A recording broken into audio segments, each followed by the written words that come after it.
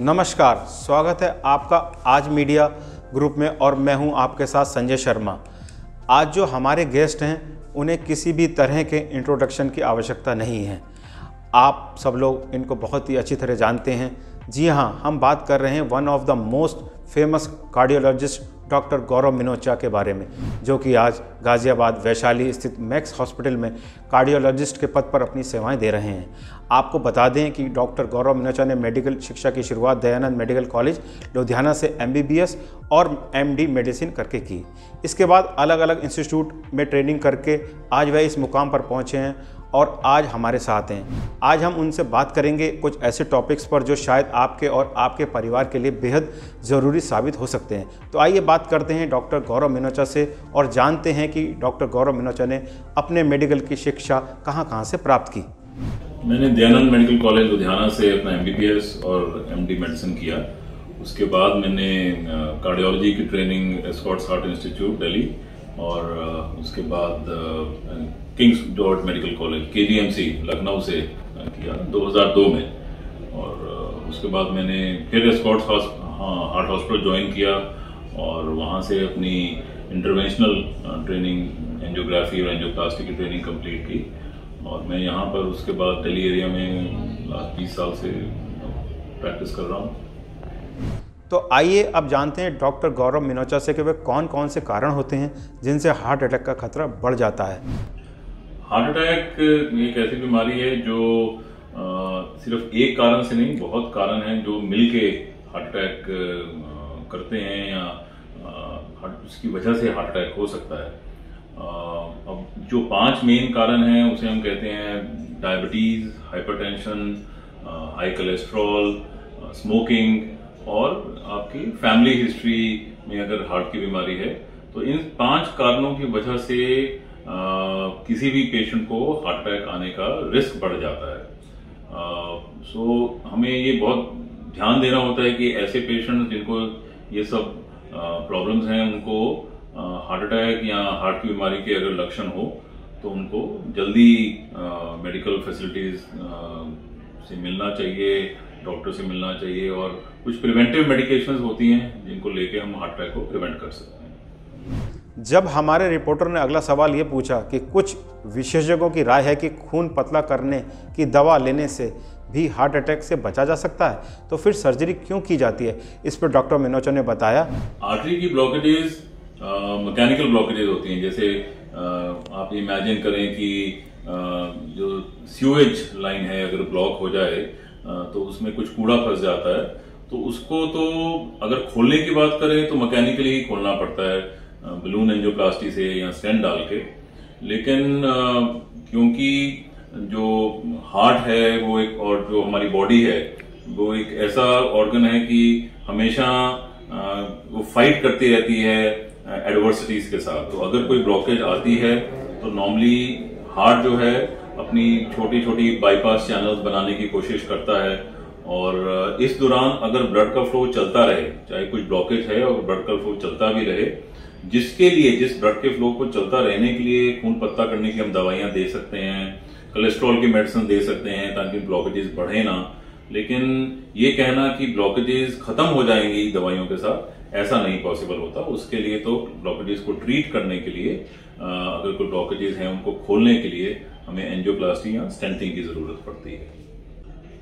जैसे मैंने कहा कि हार्ट अटैक जो है उसमें नॉर्मली हार्ट की नसों में जो ब्लॉकेजेस हैं वो एकदम से बढ़ने की वजह से हार्ट अटैक आ सकता है। वहां क्लॉट एकदम से बन जाता है, ब्लॉकेजेस पहले से होती हैं। सो खून की जो पतला करने की दवाइयां हैं उनसे डेफिनेटली हम हार्ट अटैक से बच सकते हैं। ऐसे पेशेंट्स में एडवाइस किया जाता है जिनको ब्लॉकेजेस हैं कि हमेशा खून पतला करने की दवाइयां लें ताकि वहां पर एकदम से क्लॉट ना हो जहां ब्लॉकेजेस हैं। सो एस्पिरिन की जो गोली रेगुलर मिलती है वो इसी पर्पज के लिए है और इसको जरूर लेना चाहिए। उसका कुछ side effects, minor side effects होते हैं जैसे ब्लीडिंग होता है, लेकिन ऐसे पेशेंट्स में थोड़ा केयरफुली लेना चाहिए। लेकिन डेफिनेटली जो हार्ट के पेशेंट्स हैं जिनको हार्ट अटैक होने की संभावना है उसमें ब्लड थिनर जरूर लेना चाहिए। एंजियोग्राफी और एंजियोप्लास्टी की बात की जाए तो डॉक्टर मिनोचा ने बताया कि उन्होंने कुल कितनी एंजियोग्राफी और एंजियोप्लास्टी की हैं। हमने जो अपनी ट्रेनिंग खत्म करी 2002 में, उसके बाद से क्योंकि इसी लाइन में कार्डियोलॉजी और इंटरवेंशनल कार्डियोलॉजी में प्रैक्टिस शुरू किया, तो तभी से मैं कर रहा हूँ एंजियोग्राफीज और एंजियोप्लास्टीज। और लास्ट 20-22 साल से हम कर रहे हैं, क्योंकि ट्रेनिंग के दौरान भी करते हैं। और अभी तक मैंने एग्जैक्ट कैलकुलेशन तो मेरे पास आज की डेट में तो नहीं अवेलेबल होगा, लेकिन कम से कम 15 से 20 हज़ार एंजियोग्राफीज करी होंगी और अराउंड 8 से 10 हज़ार एंजियोप्लास्टीज करी होंगी। एंजियोप्लास्टीज कई तरह से की जाती है, इन द सेंस कि पहले हम लोग पैर से किया करते थे और अब कुछ सालों से, कुछ 5-10 साल से मैं हाथ से कर रहा हूँ। सो रेडियल एंजियोग्राफीज जो हैं, ऑलमोस्ट मैंने 5 से 7 हज़ार रेडियल एंजियोग्राफीज जरूर करी हैं पिछले कुछ सालों में। एक डॉक्टर को सबसे ज़्यादा खुशी तब मिलती है जब उसका पेशेंट ठीक हो जाता है, और इसी विषय में डॉक्टर मीनाचौ से जब ये पूछा गया कि आपके द्वारा किए गए इलाजों में कोई ऐसा मरीज भी है जिसका इलाज करके आप बहुत संतुष्ट हुए। की बीमारी ऐसी है जिसमें जिसे कहते हैं मिनट्स मैटर। सो हर मिनट जरूरी होता है, और जब भी मुझे कभी किसी हार्ट अटैक पेशेंट की एंजियोप्लास्टी करके उसकी जान बचाने का मौका मिलता है तो बहुत संतुष्टि होती है। ये तो आप इमेजिन नहीं कर सकते। जो हमें जैसे कहते हैं ना, एक जो हाई मिलता है, जो शायद जो ये लोग सेवन करते हैं दवाइयों का, उनसे मिलता होगा। सो ये कुछ हार्मोन्स होते हैं बॉडी में जो इस किक के लिए रिस्पॉन्सिबल होते हैं। वो डेफिनेटली जब भी आप किसी की हेल्प करें और स्पेशली उसकी जान बचाएं तो वो हार्मोन्स रिलीज होते हैं। तो जब भी मैं कभी बीच रात में, रात को 2 बजे 3 बजे आकर भागकर किसी की जान बचाने में हेल्प करता हूं, तो मुझे हर बार वो रिलीफ होता है। ऐसा कोई पर्टिकुलर मोमेंट नहीं है, क्योंकि हम इतने प्रोसीजर्स करते हैं और इतना यूज्ड टू हो गए हैं, लेकिन हर बार जब भी कोई ऐसा मौका मिलता है, जब हम एक्यूट हार्ट अटैक में, जब पेशेंट बिल्कुल जिसे कहते हैं लाइफ और डेथ के कगार पे होता है, तो हम उसको हेल्प कर सकें तो बहुत सेटिस्फेक्शन मिलता है। एंजियोप्लास्टी के बाद मरीज को किन किन बातों का ध्यान रखना चाहिए, ये सबसे अहम बात है, और इस बारे में डॉक्टर मीनाचौ ने बताया। एंजियोप्लास्टी होने के बाद नॉर्मली मरीज को हम लोग कहते हैं कि जिस रूट से एंजियोप्लास्टी हुई, या तो हम लेग से करते हैं या हाथ से करते हैं। तो नॉर्मली जैसे मैंने कहा, हम रेडियल एंजियोप्लास्टी मोस्टली करते हैं, हाथ से की जाती है।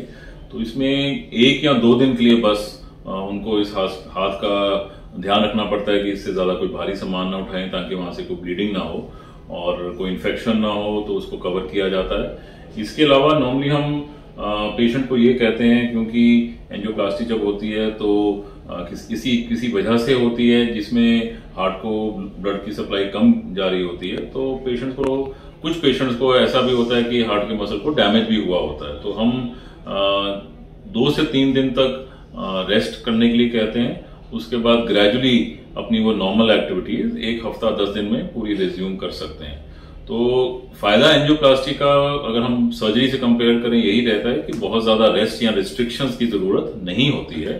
और अगर पेशेंट नॉर्मली जब यहाँ से डिस्चार्ज होते हैं तो वो चलते फिरते जाते हैं, रेगुलर अपना काम, रूटीन काम घर पे सब कर सकते हैं। बट हम उन्हें सिर्फ यही कुछ एक्सर्शन करने के लिए मना करते हैं, otherwise they can be completely normal. आइए अब हम आपको बताते हैं कि क्या लक्षण होते हैं कि जब हार्ट कम काम करता है, तो मरीज को कैसे पता चलता है कि हार्ट में क्या समस्या है। हार्ट डिजीज के सिम्टम्स कई तरीके से हो सकते हैं। हार्ट डिजीज के सिम्टम, जो कॉमन सिम्टम जिसे हम एंजाइना कहते हैं, हार्ट का पेन कहते हैं, वो एक छाती में, बीच छाती में भारीपन या दबाव की सेंसेशन होती है। कई बार वो लेफ्ट साइड पे भी हो सकती है, लेकिन ज्यादातर वो बीच में होती है। सो जैसे आपने देखा होगा मूवीज में कि जिसको हार्ट अटैक होता है वो नॉर्मली लेफ्ट साइड पे ये हाथ रख के लेट जाते हैं। तो ऐसा भी होता है, लेकिन ये मानना कि सिर्फ लेफ्ट साइड पे होती है ऐसा सही नहीं है। सेंटर ऑफ द चेस्ट में अगर भारीपन है, दबाव है, तो वो हार्ट का पेन हो सकता है। और हार्ट का पेन टिपिकली चलने से पड़ता है। अगर आप कुछ एक्टिविटी करेंगे, कोई स्ट्रेस होगा तो बढ़ेगा, और रेस्ट करेंगे तो कम होगा। एकदम से छाती में दर्द होना, साथ में पसीना आ जाना, कुछ चक्कर आना, ये सब हार्ट के सिम्टम्स हो सकते हैं। कुछ लोगों को हार्ट की बीटिंग की प्रॉब्लम होती है, जिसमें धड़कन बहुत तेज हो जाती है। तो एकदम से घबराहट हो जिसमें आपको लग रहा है कि आपकी धड़कन तेज है, वो भी एक हार्ट का सिम्टम होता है। और कई बार अगर हार्ट का मसल ठीक तरह से नहीं काम कर रहा तो सांस फूलना, एक कॉमन सिम्टम है, जिसमें जितना नॉर्मल एक्टिविटीज होती है उसमें भी अगर आपको सांस फूल रहा है वो भी हार्ट का सिम्टम्स होता है। इसके साथ कुछ ऐसे साइंस हैं जैसे पैरों पे सूजन आ जाना, वो भी एक हार्ट फेलियर का साइन है। सो अगर पैरों में सूजन आ रही है, आंखों पे सूजन आ रही है, तो भी हमें ये देखना चाहिए कि ऐसा ना हो कि हार्ट की बीमारी की वजह से आ रही हो, तब भी आपको चेकअप कराना चाहिए। तो ये कॉमन सिम्टम्स हैं जो हार्ट डिजीज की वजह से हो सकते हैं। सबसे बड़ा सवाल यह है कि जब नसें ब्लॉक हो जाती हैं तब सर्जरी के अलावा कोई और भी विकल्प होता है क्या? इस पर डॉक्टर मिनोचा ने बताया, अगर हार्ट की आर्टरीज में ब्लॉकेजेस आती हैं, नसों में कुछ रुकावट आती है, तो नॉर्मली हम लोगों को एक हद तक तो पता ही नहीं चलता। सो वो ब्लॉकेज अगर 70-80% से ज्यादा हो जाती है तभी सिम्टम्स आते हैं कि छाती में दर्द होना, भारीपन होना, सांस फूलना, ये सब सिम्टम्स ब्लॉकेज एक लेवल होने के बाद आते हैं। सो सभी पेशेंट्स को जिनमें कुछ ब्लॉकेजेस हैं एंजियोप्लास्टी की या बाईपास सर्जरी की जरूरत नहीं होती है। सिर्फ उन्हीं पेशेंट्स में जिनके ब्लॉकेजेस ज्यादा हैं या ऐसी लोकेशन में है नसों में जहां पर वो रिस्क पे दे सकती हैं, हार्ट अटैक कर सकती हैं, उनको फिर हम एंजियोप्लास्टी या बाईपास सर्जरी से ठीक करते हैं। ऐसा सोचना गलत है कि सब पेशेंट्स को एंजियोप्लास्टी या बाईपास सर्जरी की जरूरत होती है। सो अगर छोटी नसों में ब्लॉकेजेस हैं तो हम नॉर्मली मेडिसिन के साथ ट्रीट करते हैं, या ब्लॉकेजेस ऐसी हैं जो 50%, 60%, 70% तक हैं, तब भी हम मेडिसिन के साथ ट्रीट करते हैं। ऐसे पेशेंट्स में हम ऐसी दवाइयां देते हैं खून पतला करने की, कोलेस्ट्रॉल की, ताकि ये ब्लॉकेजेस बढ़े ना। और इस बीच में हार्ट जो है बहुत एक सुंदर ऑर्गन है कि वो अपना खुद इंतजाम खुद शुरू कर लेता है। उसको पता है कि मेरे को खून कम मिल रहा है, तो इस दौरान वो अपना और बाईपास चैनल छोटे छोटे नसों को डेवलप करना शुरू कर देता है, जिसे नेचुरल बाईपासेस कहते हैं।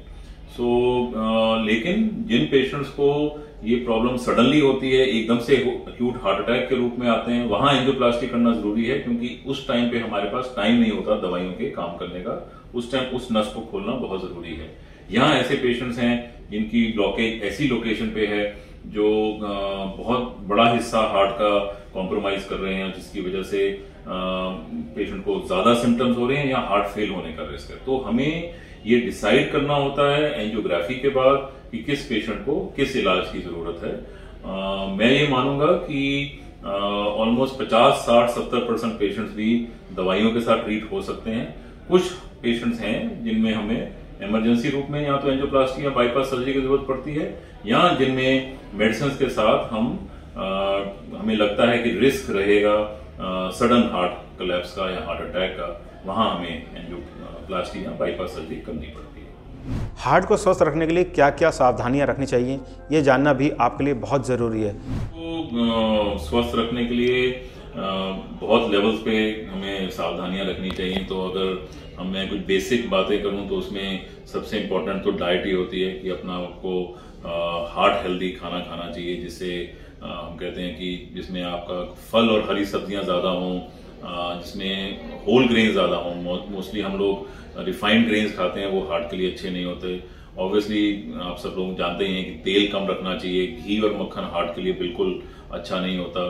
पूरे तेल की मात्रा कोई हार्ट पेशेंट हो या ना हो, उसको पूरे दिन में 15 से 20 ml से ज्यादा नहीं लेनी होती। वेजिटेबल्स ऑयल्स या ऑलिव ऑयल हार्ट के लिए बहुत अच्छे हैं। इसके अलावा एक्सरसाइज बहुत इंपॉर्टेंट है हार्ट के लिए। सब लोगों को अपना हार्ट ठीक रखने के लिए 30 से 45 मिनट एक्सरसाइज रोज जरूर करनी चाहिए। स्ट्रेस हार्ट के लिए अच्छा नहीं होता, तो स्ट्रेस अवॉइड करिए। जिन पेशेंट्स को कुछ ऐसी अर्ली बीमारी है जैसे डायबिटीज है, ब्लड प्रेशर है, इन सब चीजों को कंट्रोल करके भी आप हार्ट का रिस्क कम कर सकते हैं। तो अगर आपको जरूरत है तो इन दवाइयों को लेने से भी हार्ट को आप बचा सकते हैं हार्ट अटैक से। कोलेस्ट्रॉल एक ऐसी बीमारी है और ब्लड प्रेशर जो कि साइलेंट होते हैं, जिनका कोई लक्षण नहीं होता। सो इनका नंबर आपको कंट्रोल में रखना बहुत जरूरी है कि आप अपना बीपी मेजर करें। अगर आपको नहीं है तो साल में 1-2 बार, और अगर है तो मे बी महीने में 1 बार, ताकि इसको कंट्रोल में रखें। 120-80 के पास रखेंगे तो हार्ट की बीमारी होने का चांस कम होता है। सो इन सब चीजों के साथ लाइफस्टाइल मॉडिफाई करके, और अगर जरूरत हो तो कुछ दवाइयों की हेल्प लेके आप अपने हार्ट को स्वस्थ रख सकते हैं। आइए अब बढ़ते हैं इस खबर के आखिरी सवाल की ओर, और आपको ये जानकर बहुत खुशी होगी कि डॉक्टर गौरव मिनोचा ने अलग अलग देशों में जाकर हार्ट की बीमारी के इलाज के लिए ट्रेनिंग ली है, साथ ही हार्ट के इलाज के लिए नए नए टेक्नोलॉजी पर भी काम किया। जो कार्डियोलॉजी साइंस है, हार्ट की जो बीमारियों की साइंस है, ये बहुत रैपिडली ग्रोइंग है और बहुत सारे चेंजेस हुए हैं पिछले इवन 20-30 साल की मैं बात करूं तो बहुत सारे चेंजेस हुए हैं, बहुत रैपिडली ग्रोइंग चेंजेस हैं। और ग्लोबलाइजेशन की वजह से हमारा कांटेक्ट इंटरनेशनली बाकी एक्सपर्ट्स के साथ रहता है। जर्नल्स के थ्रू, कॉन्फ्रेंसेस के थ्रू हम हमेशा टच में रहते हैं और बीच बीच में जब भी चेंजेस आते हैं, जिस पार्ट ऑफ वर्ल्ड में आते हैं, कभी यूरोप से शुरू होते हैं, कभी अमेरिका से शुरू होती हैं चीज़ें, तो हम वहाँ जाके उन लोगों से डेफिनेटली उनके एक्सपीरियंसेस पूछते हैं और कई बार सीखते भी हैं। तो early part of my career में उस टाइम तो एंजियोप्लास्टी डेवलप हुई थी, ड्रग इलूटिंग स्टेंट्स आ रहे थे, तो मैं बहुत विजिट किया करता था यूएस और बेसिकली यूके, जहाँ पर मैंने कुछ टाइम तक ट्रेनिंग भी की। और कॉन्फ्रेंसेस में हम लोग, क्योंकि ये चेंजेस ऐसे हैं कि जो डायनामिक हैं, हमेशा कुछ ना कुछ नया चलता रहता है, तो कॉन्फ्रेंसेस के थ्रू हम लोग इसमें टच में रहते हैं। कोविड के दौरान बहुत वेबिनार्स और ऑनलाइन कॉन्फ्रेंसेस थी, जबकि हम फिजिकली जाने का मौका नहीं मिला, लेकिन हर साल कुछ इंटरनेशनल कॉन्फ्रेंसेस होती हैं जिसमें नॉर्मली सभी डॉक्टर्स ऐसे करते हैं कि जहां जाके आप अपनी नॉलेज को दोबारा उस लेवल पे ले आते हैं कि जो इंटरनेशनल स्टैंडर्ड्स के साथ मीट करती हैं, ताकि हमें पता रहे कि क्या हो रहा है और जो जो पॉसिबल है फिर हम अपनी प्रैक्टिस में उसको इंक्लूड करते हैं। हम आशा करते हैं कि आपको डॉक्टर गौरव मिनोचा का ये इंटरव्यू बेहद ही पसंद आया होगा और साथ ही साथ आपको हार्ट से संबंधित जानकारी प्राप्त हुई होगी। ऐसे ही और जानकारी के लिए जुड़े रहिए आज मीडिया ग्रुप के साथ। धन्यवाद।